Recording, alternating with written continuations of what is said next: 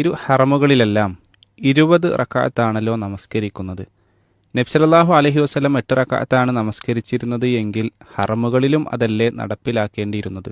എന്തുകൊണ്ടാണ് ഇങ്ങനെ സംഭവിച്ചത് എന്ന്? ഇരു ഹറമുകളിലും മുമ്പ് അപ്രകാരം നടന്നിരുന്നു. ഇപ്പൊ 20 റക്അത്താണ് നടക്കുന്നത് എന്ന് നമുക്ക് പറയാൻ കഴിയില്ല.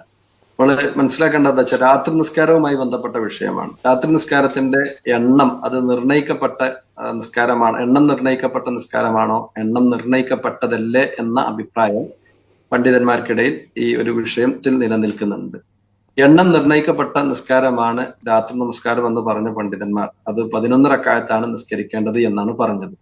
അതിനുള്ള തെളിവ് മഹാനായ ഇമാം ബുഖാരി റഹിമഹുല്ലാ ആയിഷ റളിയല്ലാഹു അൻഹയിൽ നിന്നും ഉദ്ധരിച്ച മാകാന യസീദു ഫി റമളാന വലാ ഫി ഗൈരിഹി അലാ 11 റക്അ എന്ന് പറയുന്ന, റമളാനിലോ അല്ലാത്ത കാലങ്ങളിലോ നബി സല്ലല്ലാഹു അലൈഹി വസല്ലം 11 റക്അത്തിൽ കൂടുതൽ നിസ്കരിക്കാറുണ്ടായിരുന്നില്ല എന്ന ഹദീസാണ്. ഇത് ഇമാം ബുഖാരി റഹിമഹുല്ലാ അദ്ദേഹത്തിന്റെ സ്വഹീഹിലെ കിതാബ് തറാവീഹിലും അതുപോലെ തന്നെ കിതാബ് തഹജ്ജുദിലുമെല്ലാമാണ് കൊണ്ടുവന്നിട്ടുള്ളത്. ഇമാം ബുഖാരി റഹിമഹുല്ലാ കിതാബ് തറാവീഹ് അഥവാ തറാവീഹിന്റെ അധ്യായം എന്ന അധ്യായത്തിൽ അതിന്റെ തെളിവായിക്കൊണ്ടാണ് ആയിഷ റളിയല്ലാഹു അൻഹയിൽ നിന്നുമുള്ള ഈ ഹദീസ് കൊണ്ടുവന്നിട്ടുള്ളത്.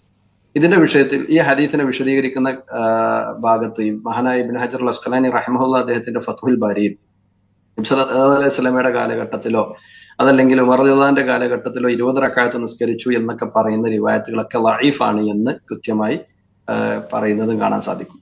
രണ്ടാമത്തെ അഭിപ്രായം, രാത്രി നിസ്കാരം എന്നുള്ള നിലയ്ക്ക് രാത്രി നമസ്കാരത്തിന് പ്രത്യേകമായി കൊണ്ട് എണ്ണമില്ല, എണ്ണം നിർണയിക്കപ്പെട്ടതല്ല എന്നതുകൊണ്ട് തന്നെ അത് വേണമെങ്കിൽ 11 നിസ്കരിക്കാം, 13 നിസ്കരിക്കാം, 15 നിസ്കരിക്കാം, 17 നിസ്കരിക്കാം, 23 നിസ്കരിക്കാം, 33 നിസ്കരിക്കാം.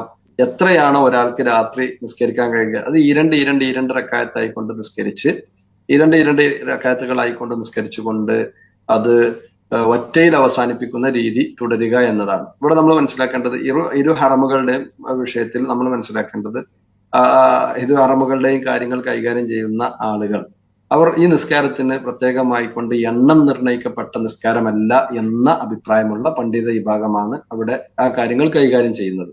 അതുകൊണ്ട് തന്നെ അവര് റമദാനിലെ ആദ്യത്തെ 10 എത്ര നിസ്കരിച്ചു അതിനേക്കാൾ അവസാനത്തെ 10 വരുമ്പോൾ വീണ്ടും അതിനേക്കാൾ 10 റക്അത്തും 11 റക്അത്തും ഒക്കെ കൂടുതൽ നിസ്കരിക്കുന്നത് കാണാൻ സാധിക്കും.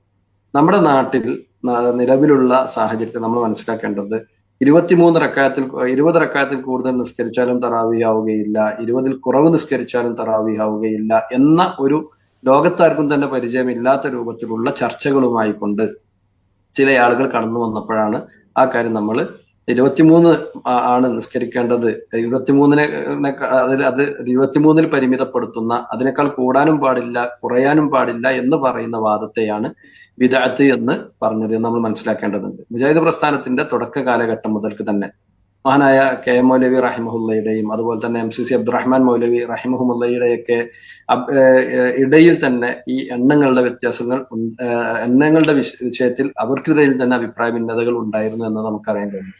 ഇപ്പൊ നമുക്കറിയാം കേരള KJUവിന്റെ അഥവാ കേരള ജമിയത്തുൽ ഉലമയുടെ 1ാമത്തെ പ്രസിഡന്റാണ് മഹാനായ കെ എം മൗലവി റഹിമഹുല്ല. അദ്ദേഹം 11-ൽ കൂടുതൽ നിസ്കരിക്കാമെന്ന അഭിപ്രായമുള്ള വ്യക്തിയായിരുന്നു.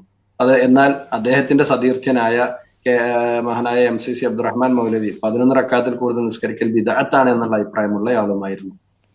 അപ്പോൾ ഞാൻ പറഞ്ഞു വന്നത് എന്താണെന്ന് വെച്ച് കഴിഞ്ഞാൽ മുജാഹിദ് പ്രസ്ഥാനത്തിന്റെ ഉള്ളിലെ പഴയ കാലത്തെ മഹാപണ്ഡിതന്മാർക്കിടയിൽ തന്നെ ഈ 2 വീക്ഷണങ്ങളും ഉണ്ടായിരുന്നു എന്നതാണ്. എന്നാൽ മുജാഹിദ് പ്രസ്ഥാനം അതല്ലെങ്കിൽ സലഫികൾ, കേരളത്തിലെ സലഫികൾ പ്രത്യേകിച്ചും എതിർത്തിട്ടുള്ളത് 20 റക്അത്ത് എന്നതിനെ എതിർത്തിട്ടുള്ളത് അത് ലോകത്തെവിടെയും ഇല്ലാത്ത ഒരു പുതിയ രൂപത്തിലുള്ള ചർച്ചകളുമായി കൊണ്ട് അവിടെയുള്ള സമസ്തക്കാർ എന്നുള്ള കാര്യം നമ്മൾ മനസ്സിലാക്കേണ്ടതുണ്ട്.